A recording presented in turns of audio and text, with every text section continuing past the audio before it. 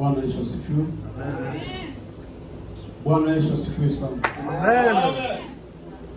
Tunamshukuru Mungu jioni ya leo kwa sababu ametupatia tena jioni njema, siku ambayo hatutaionaka tena.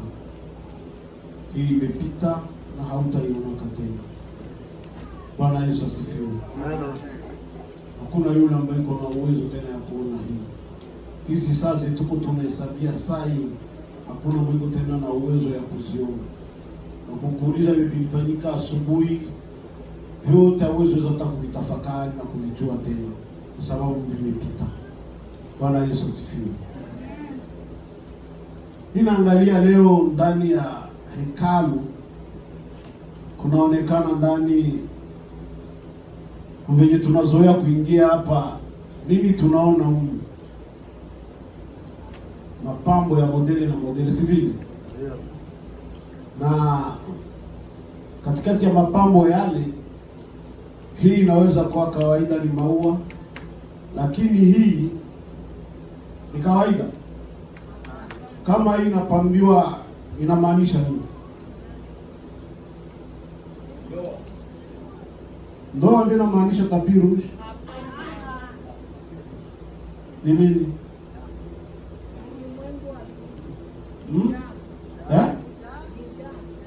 Damu. Damu ya nani?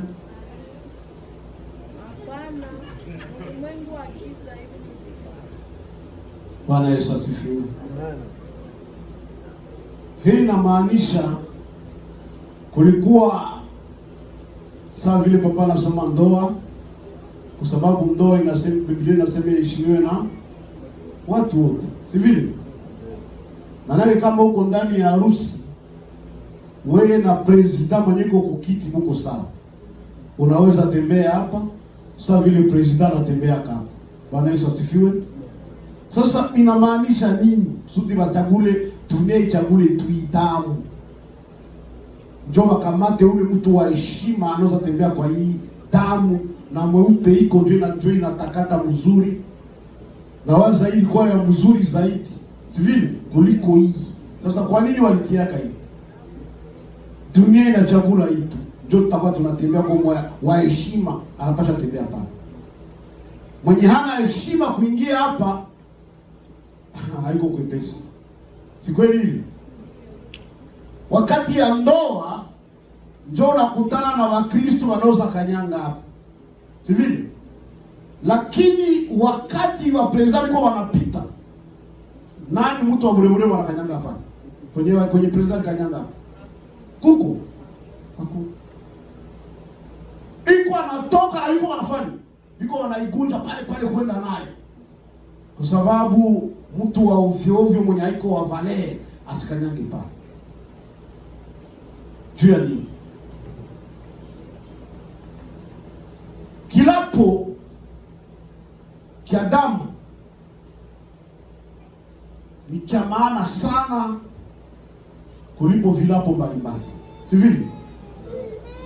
Kuna watu wanalapa mbele za shetani na damu, anaantika na damu, na ile ni sinyatire mwenye haitatoka kwa maisha yake.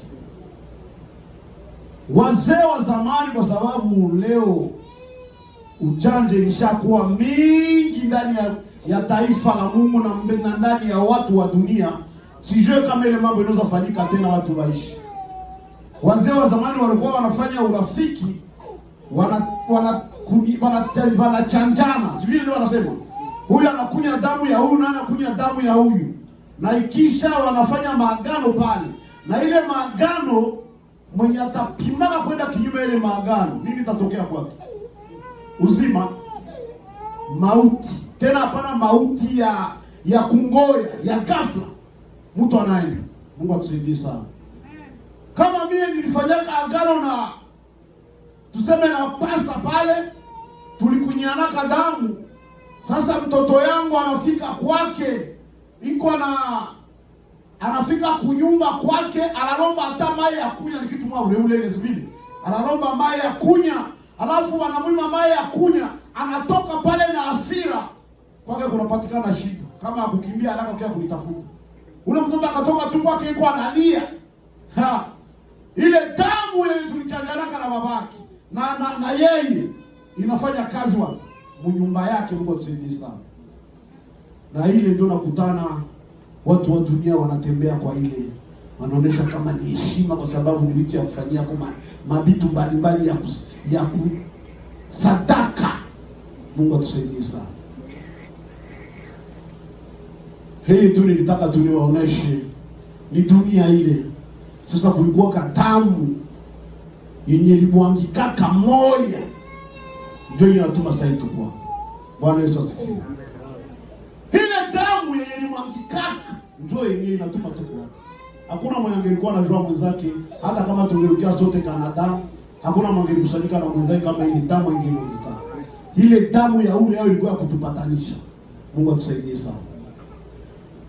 Siko kwa neno langu haiko pale, lakini nilitaka niulize kwa tulikuwa nao siku ya Mungu ilipita. Tulihubiri ndani ya kitabu gani na ilikuwa verse gani kwa ule ambaye anaweza kupata? Nataka maleo sina ile $20. Ile siku nilikuwa na $20, lakini leo nilikuwa verse tu ya bure naanza kila mtu anauza hizo. Ni nani anaweza niambia tulihubiri verse gani na kitabu kilikuwa kitabu gani? Sura ya ngapi?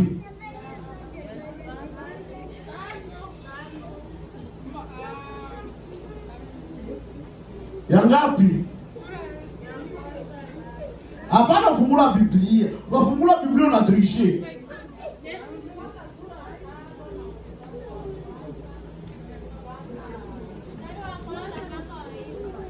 Mpaka wa 4.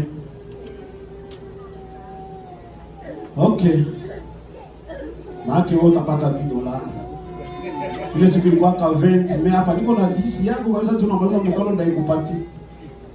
Mungu atusaidie sana. Amen. Tulisoma mkitabu cha Ufunuo sura ya 5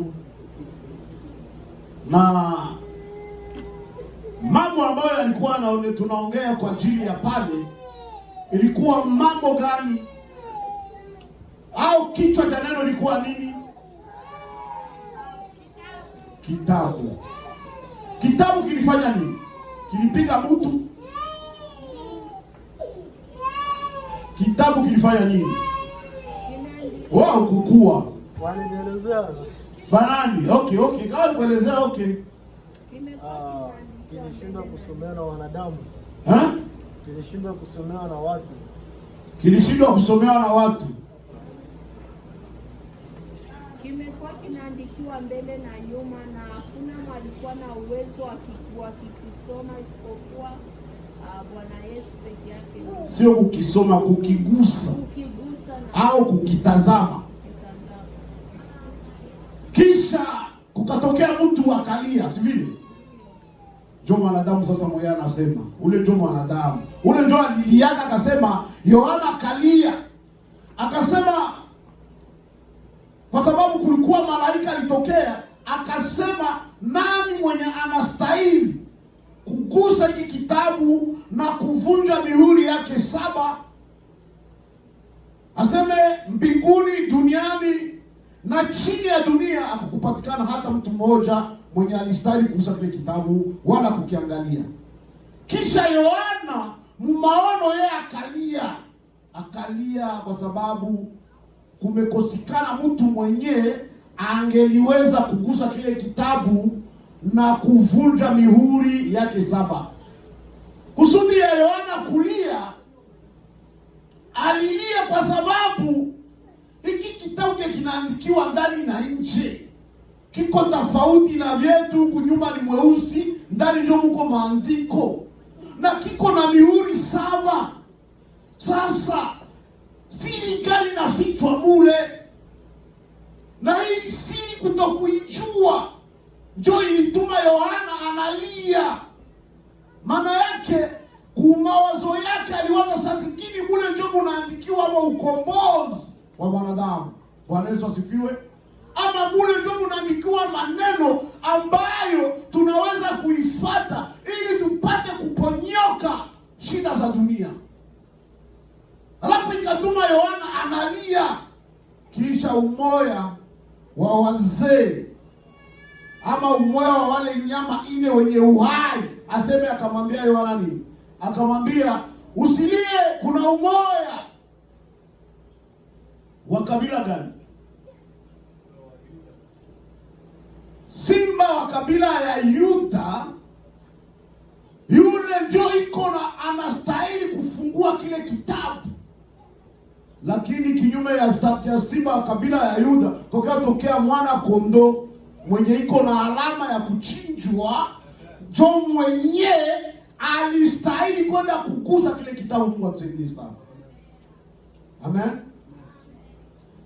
Sasa kale tulikuwa kidogo tu kwa ile ambayo tulizungumuza ile siku, na leo tulisema tutaendelesha, tuangalie ile mihuri ilikuwa ni mihuri gani.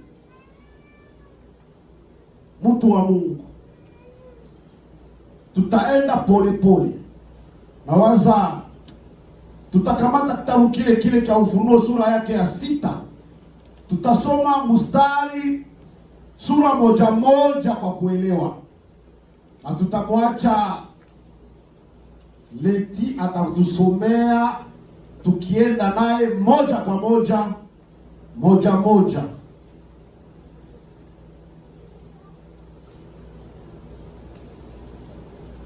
Sura ya 6 na mstari wake wa kwanza, utatembea na mstari moja. Bwana Yesu asifiwe. Kama sio sura moja. Twende sura 6 mstari wake wa kwanza. Inasema nini?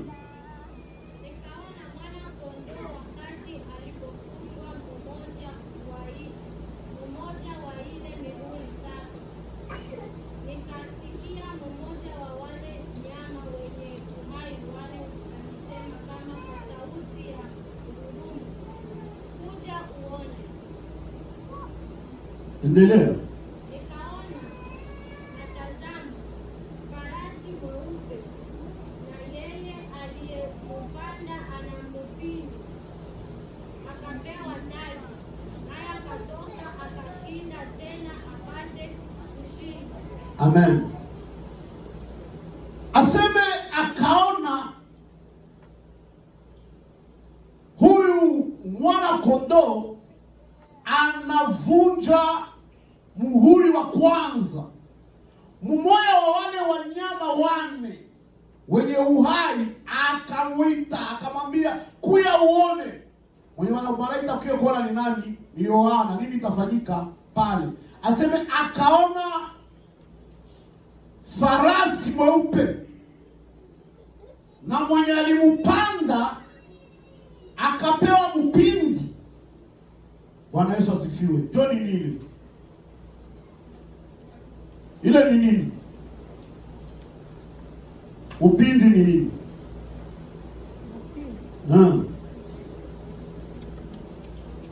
Kwa Kiswahili nyingine soma pale tusinasema ni nini? Ya, kale tuka moja kwa mwisho kulikuwa kwa upindi pale. Tuone ile upindi ni nini kwa Kiswahili nyingine?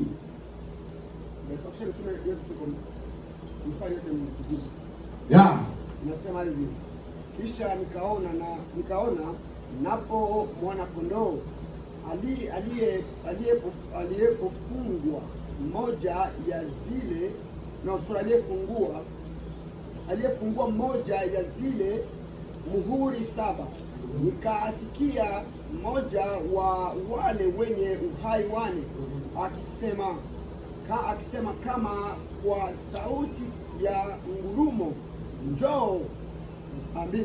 Nikaona natazama farasi mweupe, na yeye aliyempanda ana uta. Inaitwa uta kwa kwanza. Bwana Yesu asifiwe. Uta laza tena ndio natupoteza sana. Uta ndio ni sasa. Hii mpindi ni kama vile flesh. Radi. Ha? Kama radi. No. Mimi nawaza ni kama mshale. Ni mshale. Ya. Ni mshale. Aseme akapewa mshale na akavikwa taji. taji. Bwana Yesu asifiwe. Kisha akapewa ushindi, tena ushindi. Mungu atusaidie sana. Mtu mwenye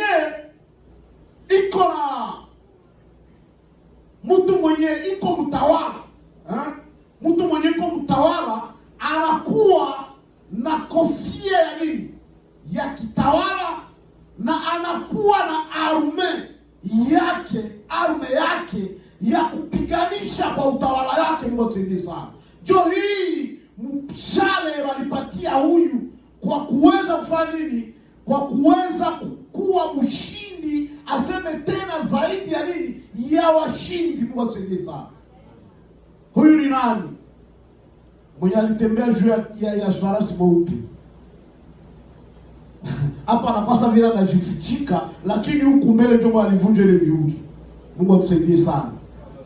Soma sura ya 2 tuendelee. Karibu. Tusikie farasi wa pili. Tuanze tena sura 3.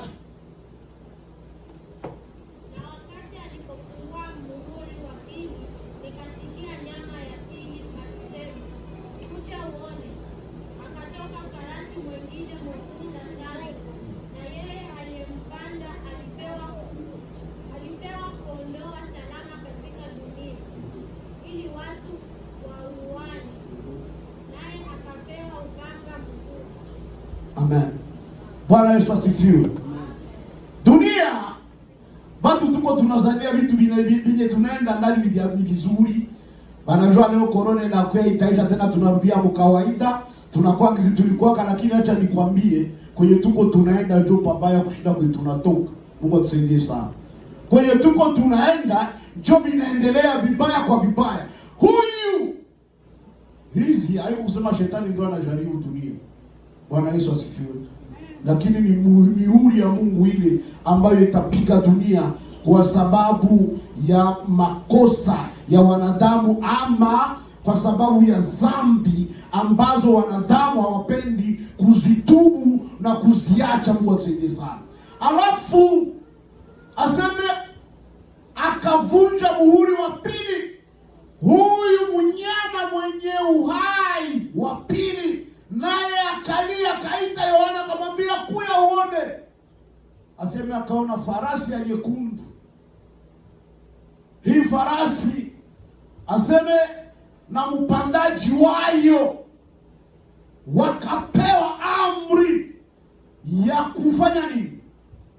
Kuponyesha dunia, ya kutosha salama katika dunia. Mungu atusaidie sana. Kutosha salama. Leo shetani kwa anapigana kutosha salama, kungali wenye wiko wanaomba ile salama hata inapiganishwa kwa sababu ya maombi ya watakatifu, ingali inapatikana nafasi moya, nafasi zingine haiko. Lakini hii siku dunia mzima hakutakuwa kuko salama. Mungu atusaidie sana. Kwa sababu itakuwa ni pigo ya Mungu inashuka kuweza kuazimu dunia. Na sijue kama unakutana leo watu wako wanapigana, wanatafuta salama, si vile? Ndio wanasema wanatafuta salama. Lakini salama je, itapatikana mkumwaga damu ya wengine? Au ni kuongeza chuki kuchuki? Watu yangu, salama itapatikana na unamwaga damu ya wengine? Mungu atusaidie sana. Alafu aseme wakati huyu iko anatoka, wakampatia mpanga ya mrefu. Ifanye nini ile mpanga? Sio wote tunajua kazi ya mpanga. Ndio maana mimi nakwambia dunia yenye tuko tunajivunia leo. Tuko ndani ya dunia. Ndugu yangu, ni kwa sababu kungaliki hata kale kamoya kekioka na zaraulika. Mungu atusaidie sana. Unajua leo watumishi ya Mungu wanazaraulika sana. Banakuwa kama bojo haliko kitu. Banakuwa kama bojo ba mwisho. Lakini kwa sababu ya kale kamwangaza kamoya kenye kangaliki kanalilia Mungu, ndio kwa maana dunia tuko tunaiona kisiko kwa Isa. Mungu atusaidie sana. Lakini wakati na kale kamoya katakuwa kameenda. Na sasa ndio nyimbo imeimbiwa leo. Kwa nyimbo imeimbiwa vile. Ase watatafuta wazee wafanye waitengeneze maisha yao, lakini wazee watakuwa biko. Watakuwa wangali pale. Haviko na watakuwa ngali ule iko na bahati mbaya. Mungu atusaidie sana. Bila semaka kwa Mkristo mwenye iko anasema niko Mkristo, niko naenda mbinguni na haende mbinguni. Siku ile bahati mbaya kwako. Omonge liwakia ukule pombe, ukunye pombe, ufanye uzinifu, uive, ufanye yote, ukufe kuvenye ulikulaka. Mungu atusaidie sana. Bali ya kukula uko na jiiva, eti uko na kwepa mwenzako na nikwepa ako nini? Mimi sijali na wewe kwa sababu safari yangu haiko njoo yako. Ripoti yangu haiko njoo yako. Kila mtu iko na ripoti yake kule mbele. Mungu atusaidie sana. Kama ningelitumikia Mungu hapa na niko ndani ni chorochoro na pasha habari kule mbele itafika. Mungu atusaidie sana. Alafu hii siku wakati itafika, huyu mzee mwenye angali anasimama, huyu Mkristo mwenye angali anasimama, hata nguo iko pale. Itakuwa bahati mbaya kwa mwenye atakutaniwa. Mungu atusaidie sana. Jo, kwa maana jikaze mtu wa Mungu. Binye viko vinakuya haviko vya mzaa.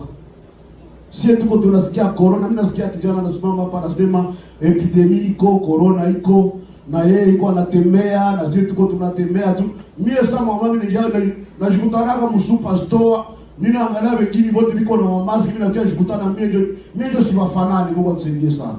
Unajua, hivi lishatokea hapa wakati tuko tunajikutana ufanane na wenzako.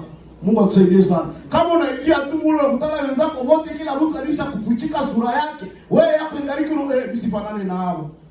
Unarudia tena kwenda kutafuta kuifanane nao. Mungu atusaidie sana. Watu biko wanaogopa.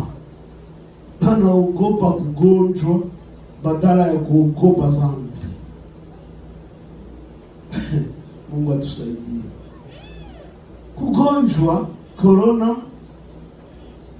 ikakubeba na uko naingia mbinguni, ni heri kwako kuliko ule mwenye hakugonjwa na haingie mbinguni. Mungu atusaidie sana. Kwa maana usingeliogopa corona, lakini ogopa dhambi, kwa sababu dhambi ndio inazala mauti. Mungu atusaidie. Ogopa dhambi. Ile choma corona ya mbaya kuliko corona ilikuwa wanasema. Corona ni uko unaenda kukuduka na ununua jinja unakunya, unanunua citron unakunya binaisha. Zambu utaitengeneza vipi? Mungu atusaidie. Watatafuta wazee ile siku hawatawaona. Wakati chevale ya rouge itakuja kufanya kazi. Tunaendelea. Twende kwa tano.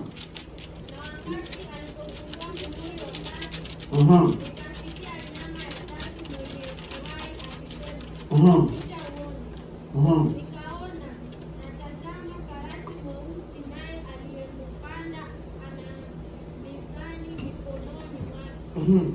Nikasikia sauti katikati ya wanyama wane wenye uhai ikisema, pishi angano kwa kata 2 na pishi 3 ya shayiri kwa kata 2, wala usiharibishe mafuta wala mvinyo. Amen. Bwana Yesu asifiwe. Hapa vinakuwa vitu vingine vinageuka sasa. Vinageuka. Wale wataponyoka hii mpanga kule mbele kweli kunakuwa vitu vingine vya makali sana.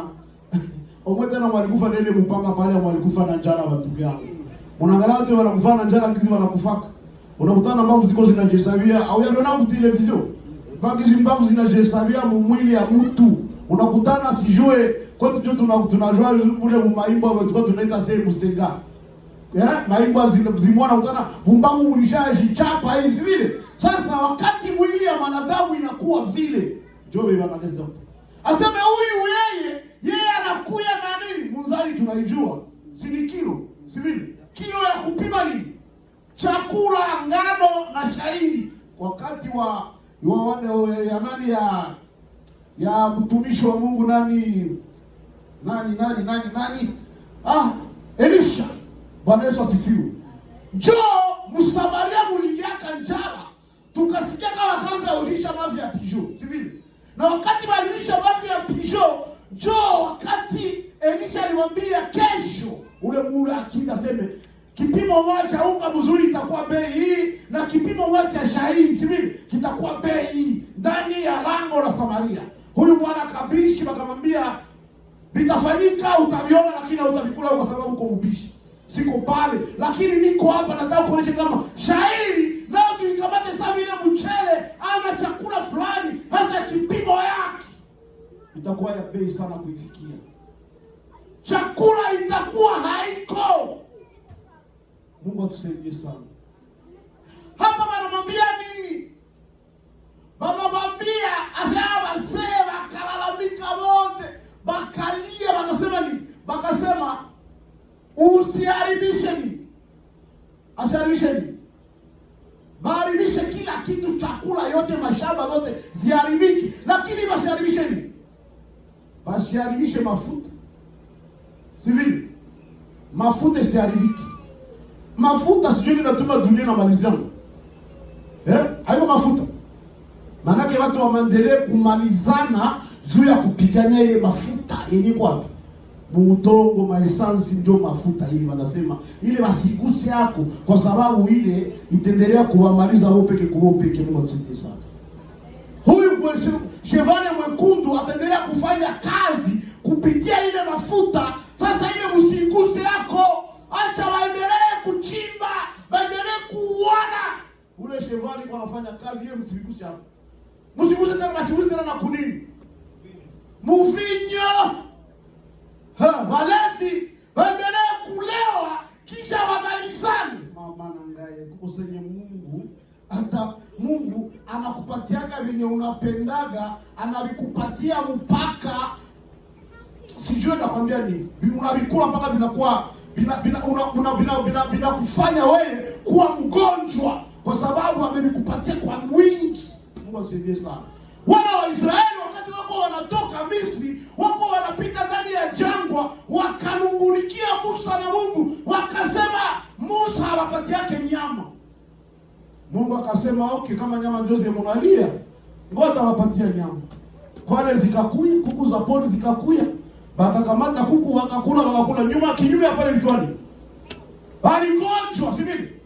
Bali gonjwa kwa sababu ya nyama zilikuwa wanakula inakuya mingi na kwa kukula ulafi. Sasa wanagonjwa. Hapa nako wanasema basiguse mafuta. Leo dunia iko na vita na mafuta. Mwenye iko na mafuta kwake, ule ni tajiri, wenzake wote wanamzunguka kumpiganisha mpaka wamnyang'anye ile mafuta yake. Mungu atusaidie sana. Haiko ndio vile dunia leo iko. Kama nchi yako haina ndani mafuta, kwa hakuna vita. Lakini kukue tunusu ya mafuta waione kwa mbali, unaanzia pale. Mpaka ile mafuta sasa ile wanasema basi iguse hapo. Iongezeke ikuwe mingi kwa sababu kwako watu wakufe kila siku. Huyu chevale wa rouge amalize. Mko mnaangalia dunia, mnaangalia dunia kwenye tulitoka kule. Wale walianza asubuhi na wamidii na sie tuko sawa nao.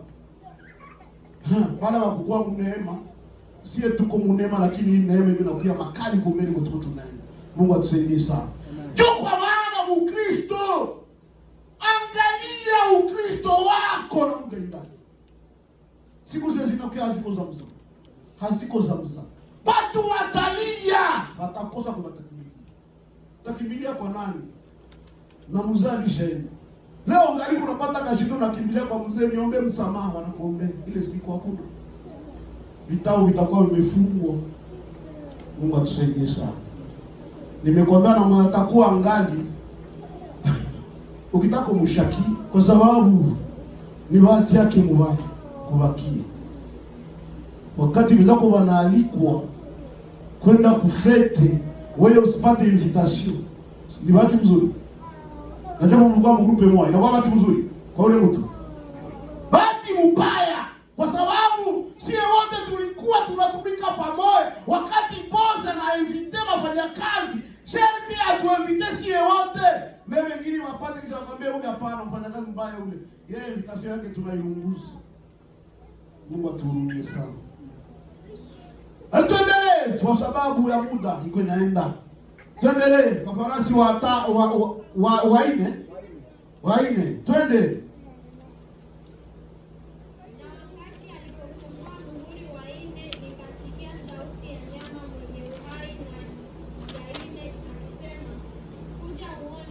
Nikaona na tazama farasi ya rangi kama nyeupe, na yeye aliyempanda jina lake ni Mauti, na Hadeze akafuatana naye. Nao wakapewa mamlaka juu ya sehemu moja ya nne ya dunia, waue kwa upanga na kwa njaa na kwa kuvu na kwa nyama za dunia. Mungu atusaidie sana. Huyu yeye aseme bakamwambia kuya kakuya. Huyu mzee wa ine akamwambia angalia. Asa kaona farasi mwenye fanana mweupe kimajifu wa majifu. Ule akapewa mamlaka ya kuua. Maana tugawule dunia mara ine. Sasa parti moja sehemu moja ya dunia mazile ine bauwe kwa njia gani? Kwa njia gani? Kwa upanga, kwa magonjwa, hata na nyama za pori zitatoka kwa pori zinakuja kukula watu. Mungu atusaidie sana. Simba zitatoka kule zinakuja zinakurarua. Chui zinatoka kule zinakuja zinakurarua. Hakuna tena usalama wako we mwanadamu ndani ya dunia. Unaangalia Tanzania kwenye tunatoka ni kwa bien na kwenye tuko tunaenda ni kwa bien, lakini acha nikwambie kwenye tuko tunaenda ni pabaya, tena ni pabaya, tena ni pabaya. Anza kutengeneza njia zako na muda ingali wakati ambayo Mungu angalika anakukopesha njoo. Mungu atusaidie sana. Nyuma ya hii wakati biliko vinakuwa ni vibaya. Ni vibaya. Usadese ngali kifalme ingine yenye itatawala isipokuwa huyu mwenyewe tulisoma pale Yuda sura ya 6. Ule ndio mwenyewe atatawala na ule ndio mwenyewe atakuya wakakisha hiyo tu kwamo sai. Hiyo tuko tunachezea hapo sai. Hatujua ni saa gani atakamata hii kitabu. Hayakikamata kwa sababu yako na kwa sababu yangu, kama na mimi siko tayari. Ndio maana hayasimama kuikamata. Angalika anaongoza, saa zingine leo utatengeneza, saa zingine leo unatatengeneza, saa zingine leo unatatengeneza. Ndio maana angali anangoja, lakini hapa balitaka waoneshe Yohana mambo ambayo yatakuya kule mbele, kwa sababu Yohana alilia akasema nini siri komule, na hii siri acha nitafute ili kwamba inisaidie saa zingine ndo zaliponyeshi. Mungu atusaidie sana. Bakamuonesha Yeriko linakuya kule mbele. Tuendelee mbio. Kuna wakia ile nyingine ya 5. Ni ya 5 hii.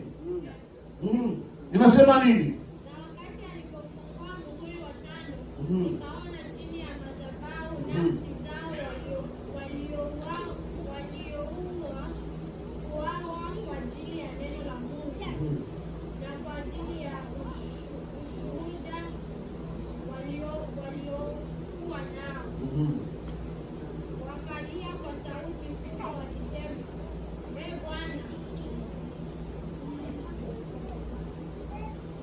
Ee Bwana mtakatifu, mwenye kweli, hata wakati gani hukumu wala kupatia haki damu yetu wao wanaokaa juu ya dunia?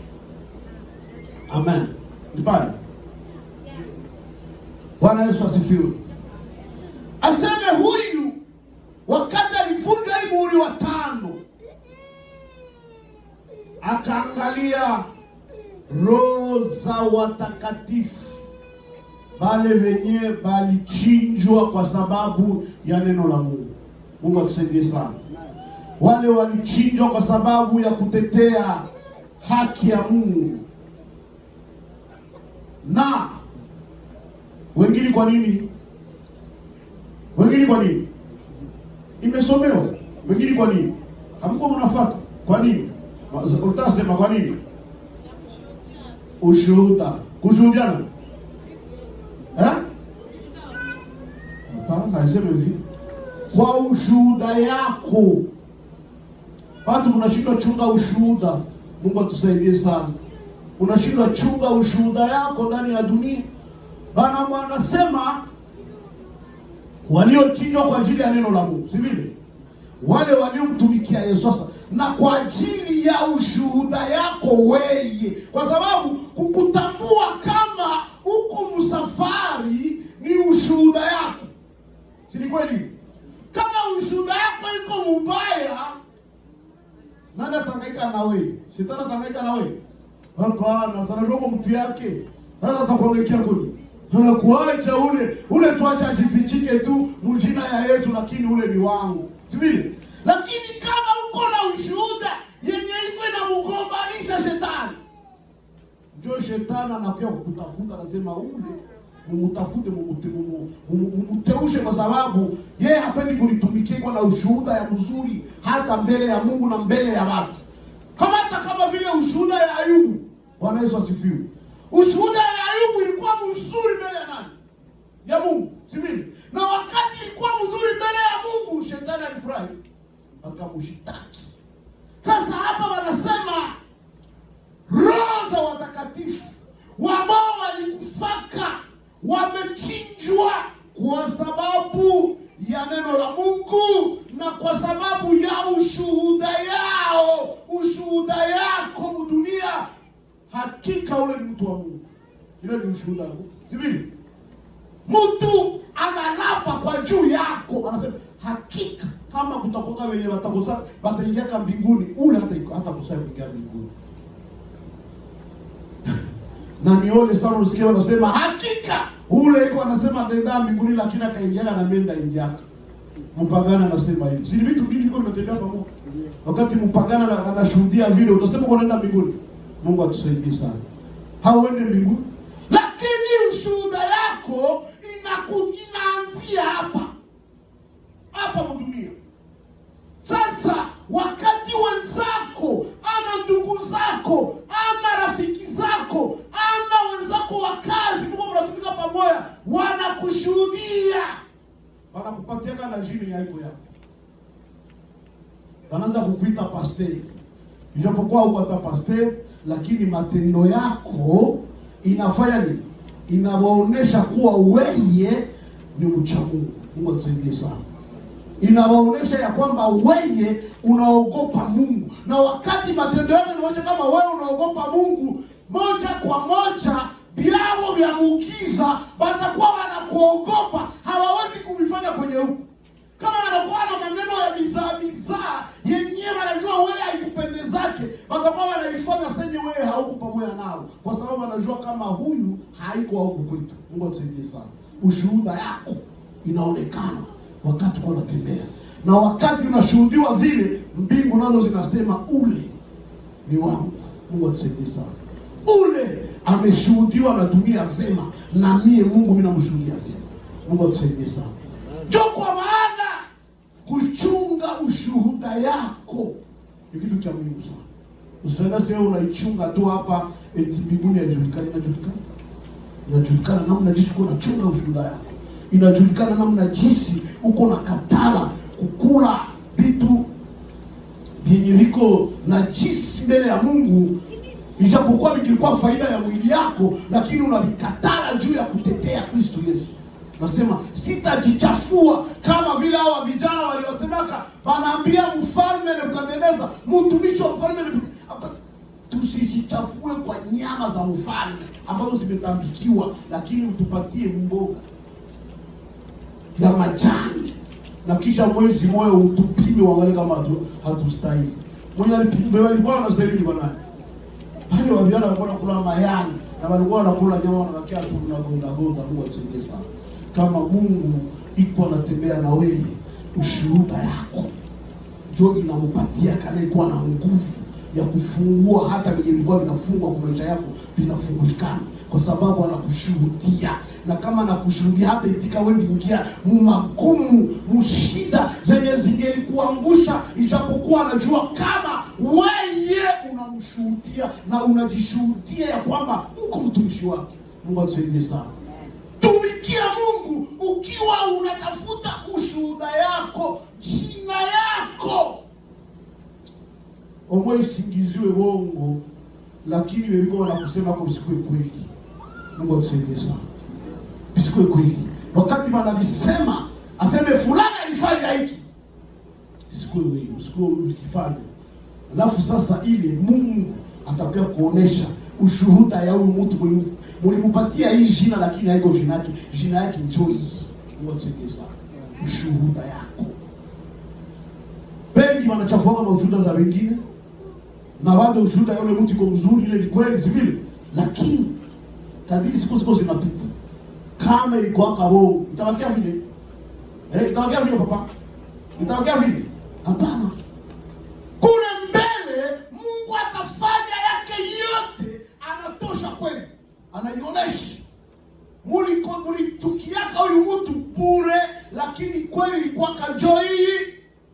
Na kama ulikuwa unafanya vile, kule mbele Mungu ataonesha tu. Utaendelea kuteseka zaidi na zaidi. Mungu atusaidie sana. Kwa sababu ilikuwa kweli. Haukuwa na ushuhuda mzuri. Kwa sababu pale kwa vitu viwili. Mtu mwenye iko na ushuhuda mzuri, lakini bana mugandamizia ushuhuda ya mbaya, anakusaidia kujitetea. Sivyo? Juna mtana nishitetee, nisipojitetea hakuna matanitika. Sivyo? Kumbe wasi acha tu vile. Jona ni yule Yusufu wakati kwa nyumba ya Potifari, amejitetea kwa Potifari. Tajitetea nini? Hakuna.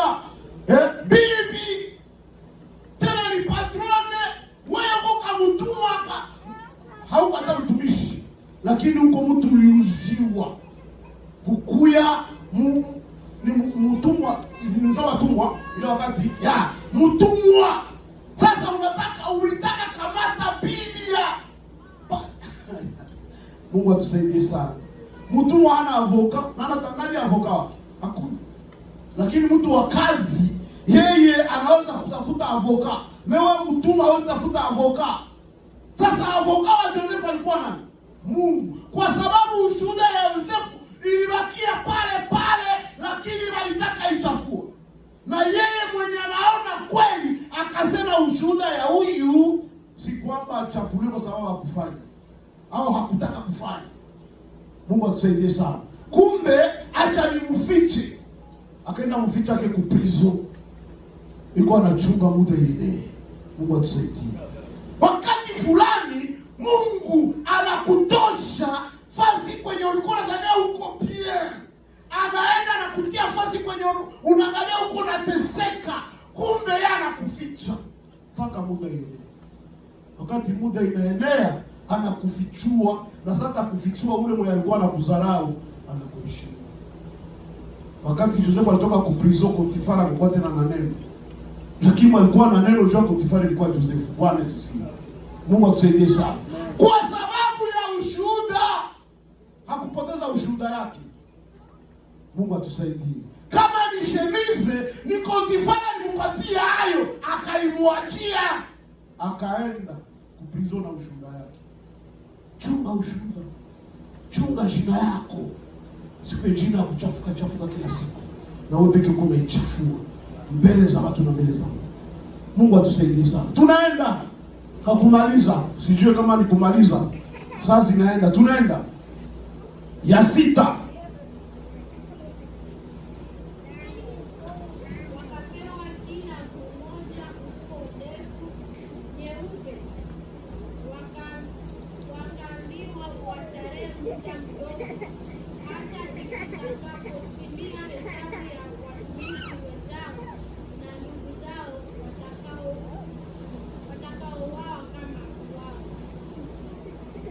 Bwana Yesu asifiwe. Hii ni ngapi?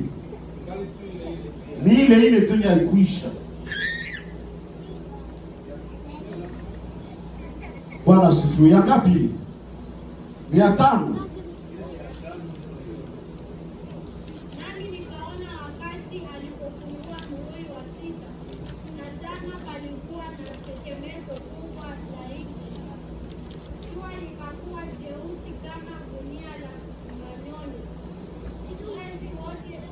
Mwezi wote ukakuwa kama damu, na nyota za mbinguni zikaanguka juu ya dunia kama vile mtini unavyotupa matunda mabichi yake, wakati unapotikiswa na upepo mkuu.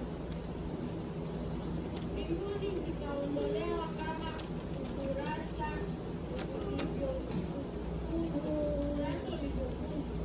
na kila mlima na kisanga kikahamishwa toka pahali pake, na wafalme wa dunia wakubwa na matajiri na majemadari na wenye nguvu na kila mtu mwenye uhuru wakajificha katika pango na chini ya miamba ya milima.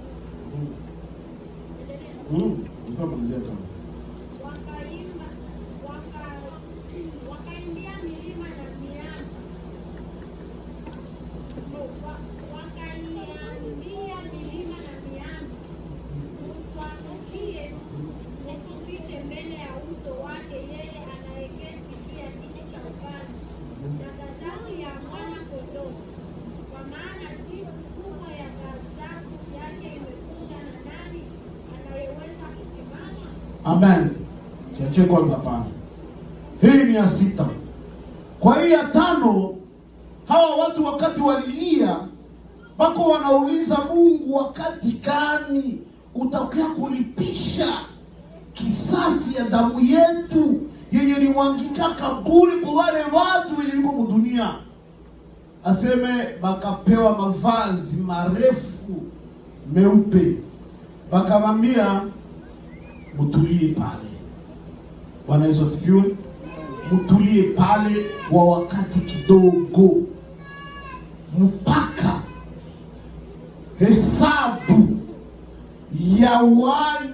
ya watumishi wengine pamoja na wandugu zenu ambao watauawa kama nyie itakapotimia. Mungu atusaidie sana. Bwana Yesu asifiwe.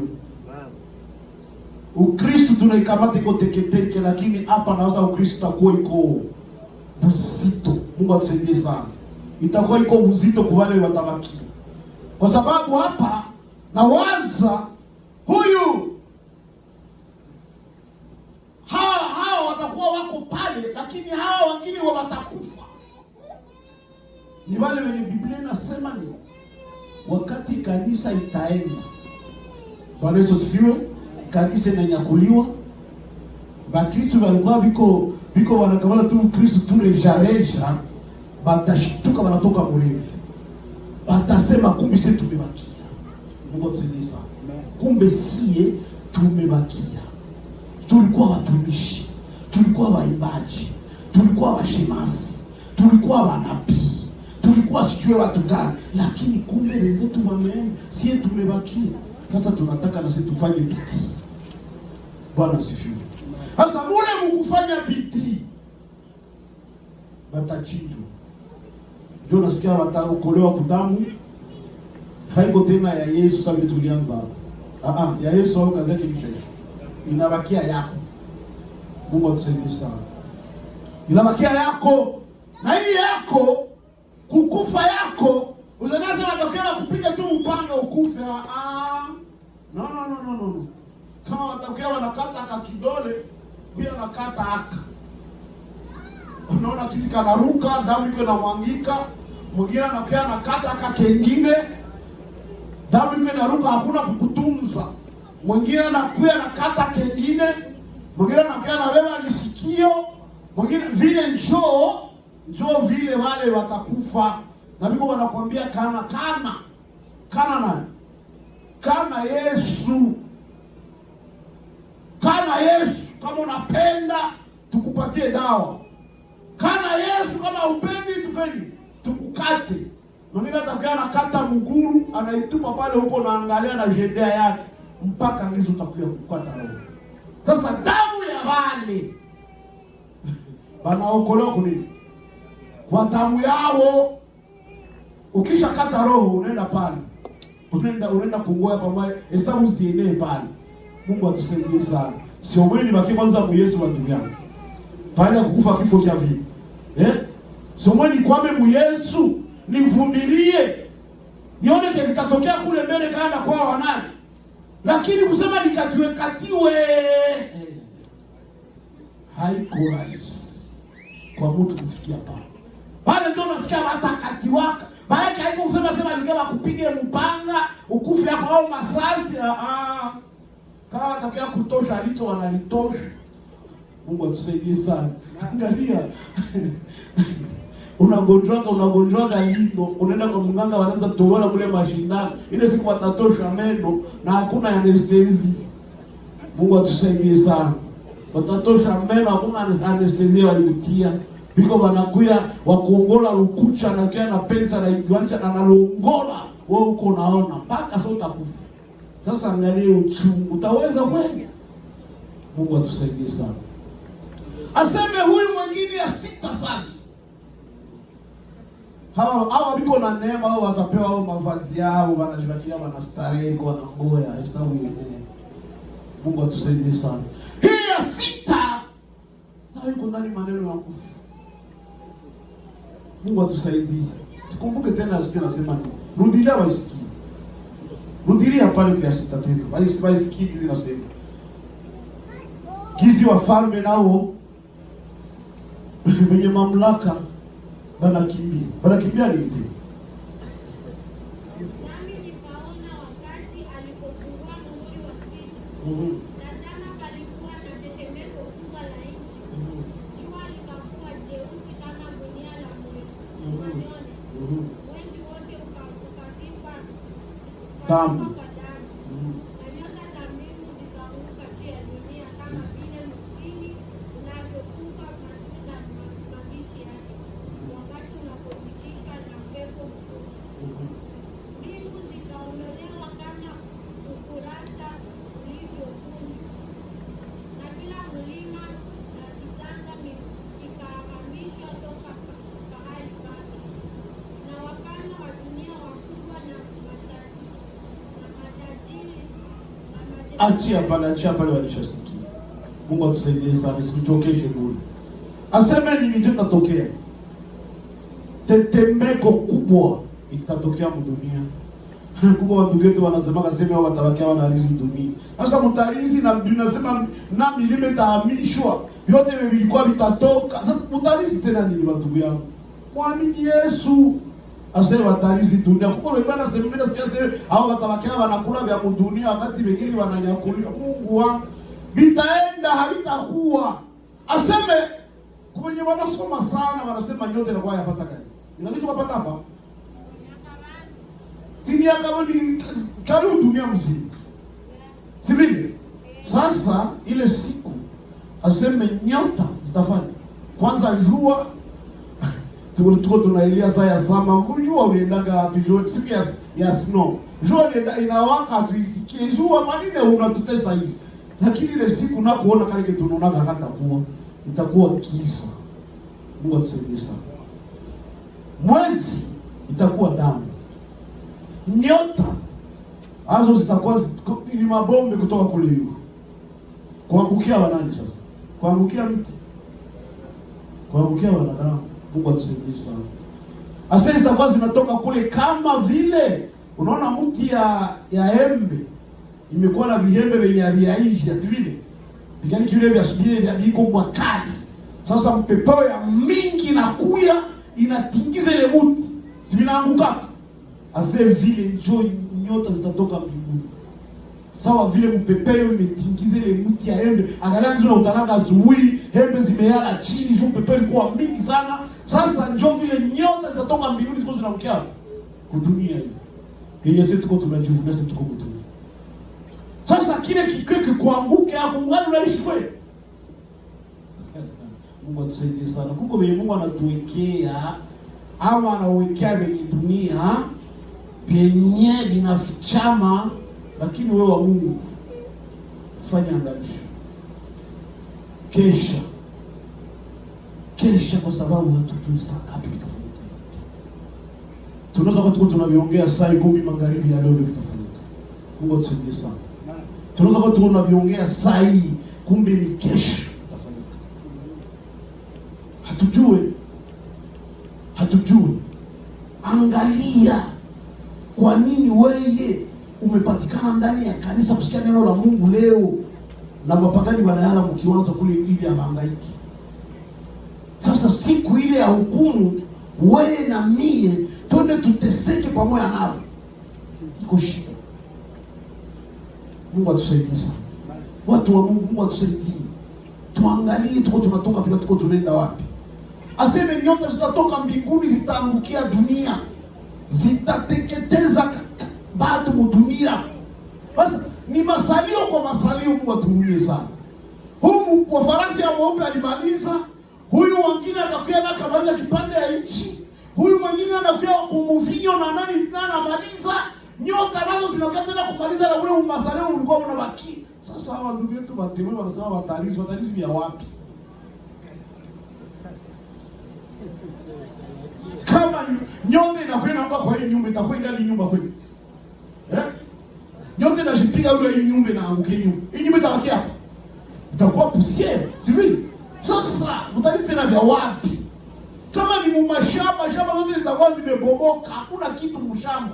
Kama ni ngombe zote zitakufa pale. Sasa mtabakia tena mnalisi cha wapi? Na nyuma ya pale aseme na milima nayo itafanya itahamishwa. Kila kitu kilikuwa pale kitahamishwa, aseme mbingu zitavunjwa kama karatasi.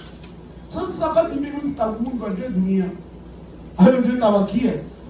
Kwenye mfalme analikana unavunjiwa, sasa kwako kuonekana leo utabakia pia. Mungu atusaidie sana. Asema wafalme wa dunia, matajiri ya dunia, niliwaonyesha pale ile siku yangu ilipita. Matajiri wa dunia, wafalme wa dunia, wenye mamlaka ya dunia, wafumu ya dunia, wachawi ya dunia, wataenda kimbia chini ya miamba, wanaenda jifichika kule, na haitatosha. Wanasema ile milima mtuangukie, mtufichike, hukumu ya ule mwenye anaketi juu ya kiti imekuwa ya makali, na hukumu ya mwana kondoo yuko analipisha kisasi ya ile kumchinja walimchinja pale Golgotha. Mungu atusaidie sana. Watu tutakuwa wapi? Hivi vyote havikuye kwa juu ya nyama? Hapana, za dunia. Havikuye kwa juu ya miti ya dunia. Havikuje kwa juu ya dolari na juu yako wewe. Mungu alikupatia valeur kuliko vyote, lakini umejisahau. Mungu atusaidie sana. Tumalize tusome pale ile ya mwisho ya 7. Ni muhuri ya nani? Ile naweza haiko muhuri ya mwana kondoo ile. Tuisikie nasema nini? Nyuma ya maneno haya nikaona malaika 4 wakisimama katika pembe 4 za dunia. Wakizuiza pepo 4 za dunia. Upepo usivume juu ya dunia wala juu ya bahari wala juu ya mti wowote. Nikaona malaika mwingine akipanda toka upande ninapotoka juu, mwenye uhuri wa Mungu aliye hai, akawapigia kelele kwa sauti kubwa. Wale malaika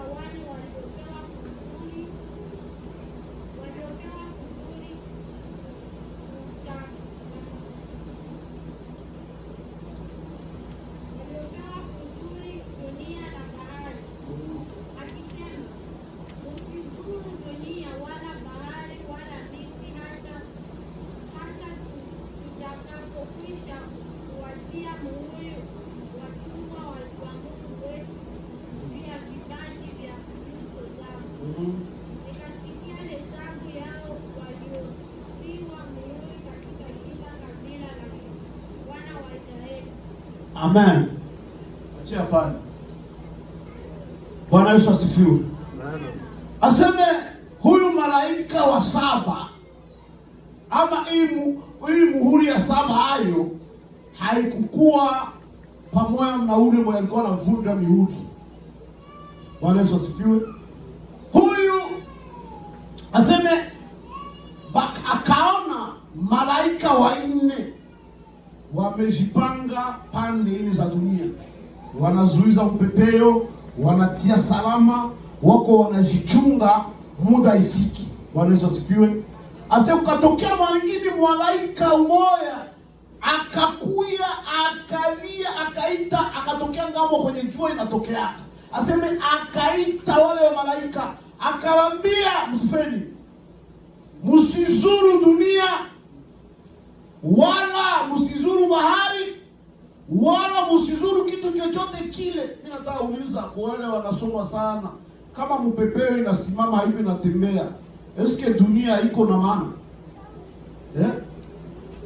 Hawa malaika wasimamisha mpepeo fasi yote dunia, si vile? Maana pale kwanza watu mnakosa ni pumuzi, si vile? Haiko kweli? Eske mtakuwa bien? Hapana, ni vita ile nayo akabambi sana kuzuia mpepeo isikue nayo ya bahari. Tunaliaka zaruba zaruba ni mwana kwetu. Kwa sababu ile mpepeo sio inakuya na wewe uko unaipumua na uko pia. Sasa pale mpepeo kwanza inasimama. Ikisha simama kila kitu kinasimama. Kisha huyo anakuja wanamwambia, msizuru dunia. Msizuru kitu chochote kiko juu ya bahari wala bahari. Mchunge mpaka tutakapomaliza kupana muhuri. Kwa wanani? Kwa watu wa Mungu. Mungu atusaidie sana.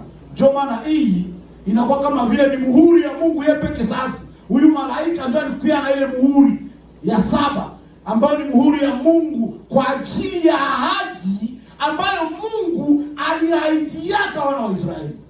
Mungu atusaidie sana. Au aliahidiaka Abraham kisha katembea na watoto wake. Alafu bado ndio watapigwa ile muhuri. Haiko wewe, nilikwambia vile tena Dimash. Haiko wewe. Wewe uko kwa neema. Kama unateremka pale chini utasikia ni kabila ya Yuda, kabila ya Rubeni, kabila ya nani na nani, kabila ya Yosefu. Joe zitapigwa mihuri ile 1,100 kama makumi nne na nne. Haiko wewe uko kwa neema. Ndio maana tumikia neema yako wakati ile neema ingali. Usade wewe wakati ya kutumikia ile neema yako kwa leo, aseme ile siku muhesabu ya wale wewe huko. Hapana. Kwenye wafanye watenda jificha mumilima, wewe utakuwa wapi? Mungu akusaidie sana. Utajificha wapi? Tuleo tunasema hakuna mtu anatembea kwa hii tapi. Watafikia utembee kutapia hapo kweli na hauna kitu. Hata kama wiko wanakimbia. Mungu atusaidie. Leo ni wakati yako. Leo ni wakati yangu ya kukumbuka wokovu yako na kukumbuka wokovu yako. Kwa sababu siku zinakuja ziko makali. Siku zinauwaka kuliko tanuru ya moto. Na yule ambaye zitamkutana hakuweza kusimama, itakuwa kulia na kusaga meno. Mungu atusaidie sana. Hii ni muda wakati ungalikuwa unasikia. Kwa sababu hawa hata walimkatalaka Bwana wa neema, lakini wangali na ahadi ambayo Mungu ambaye alitoa mwana wake wa neema kuya kututetea sie neema. Na walifanya bien. Walifanya bien mkatale, kwa sababu kama wange mkatalaka au kupata vile vile. Lakini juu alimkatala akageukia kwa mataifa ukaprofiti. Sasa chunga kale ka profiti ulipata. Kwa sababu akayatoka. Wakati katatoka hakatarudia kwa wewe. Lakini wale wenye walimkatalaka batengeneze, basipotengeneza au unasikia wanasema ni wanawekewa tu fasi yao iko tayari pale. Ule wa mwisho atakuya. Usizuru kila kitu chochote, kwanza tuanze wapiga mihuri ya Mungu. mihuri ya Mungu 1144 kisha enea pale. Sasa kama ni kukunja na kadunia na kosa karatasi na ule na wale wafalme wiko kule chini ya ile miamba, vyote vitamalizikia pale. Sasa utakuwa uko wapi? Mungu atusaidie sana. Umwe umie na haujue kama lijio iko pale itakuja. Lakini kama unaumia, unakuwa unatembea, unajua lijio inakuwa pale, kisha unaikuwa hapo na kuumiza, wewe uko kama pumbafu mwa mwenye hauna akili, kwa sababu unajua kama lijio inakuwa pale. Na neno la Mungu wakati umelijua inakubidi kukamata decision na kujua ya kwamba dunia tuko tunajivunia kesho haina maana. Kakoka corona tu tuko na kesho nasikia 200, 600, 6,000. Kwanza mimi shakatana sitaki kutoka kusema corona tena. Kwa sababu haiko yangu na haikukia juu yangu. Nilikuja juu yao makweva wanaongea. Lakini mimi sitaki bila hata kusikia. Kwa sababu havikukia juu yangu.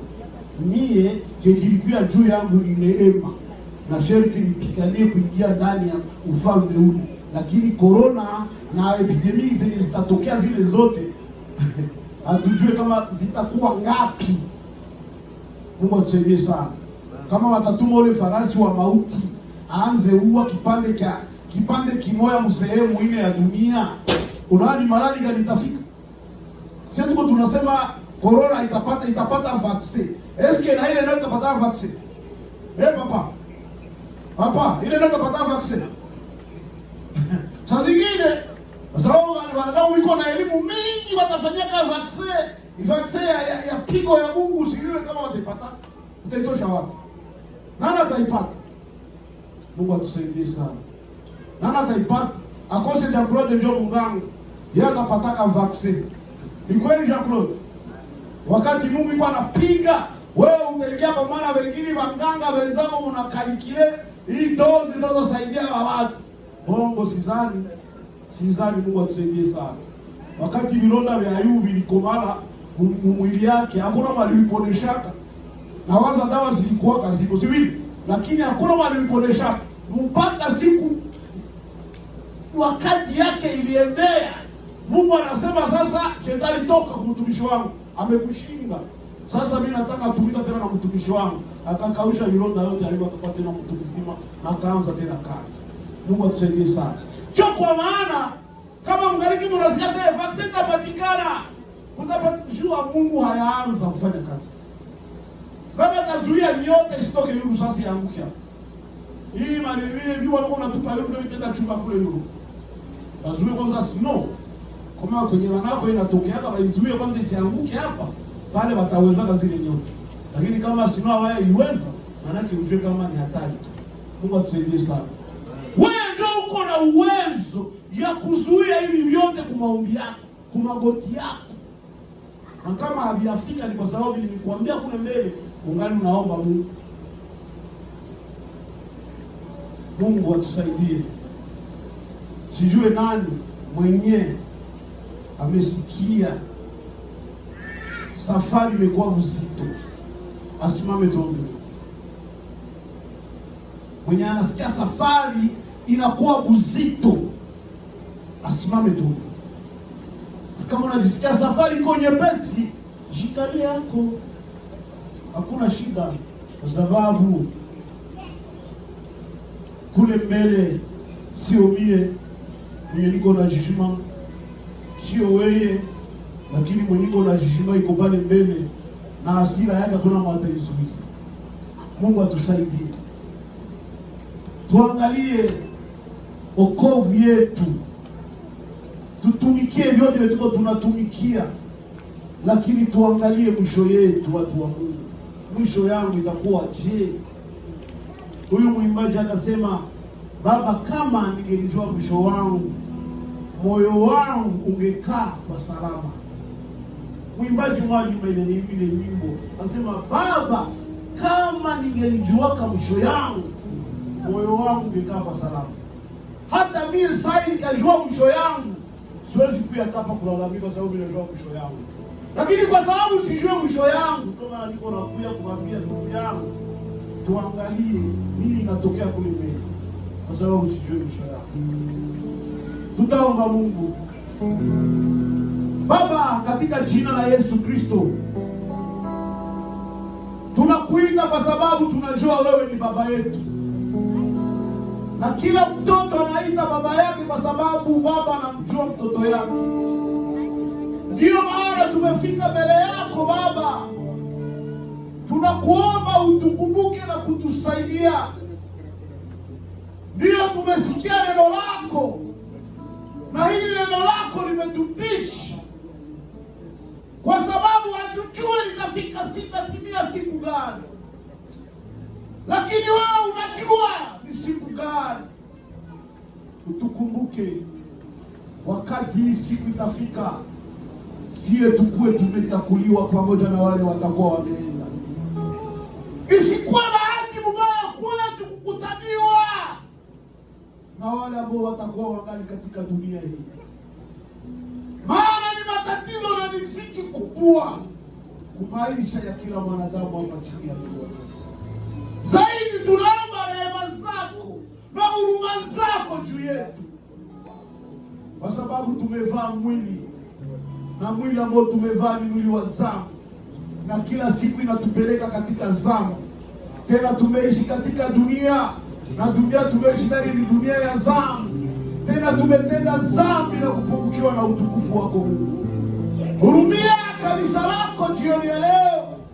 Samehe taifa lako Mungu wa huruma. Hurumia watoto wako Baba wa huruma. Acha rehema zako na huruma zako zishuke ndani ya mkutano wa leo.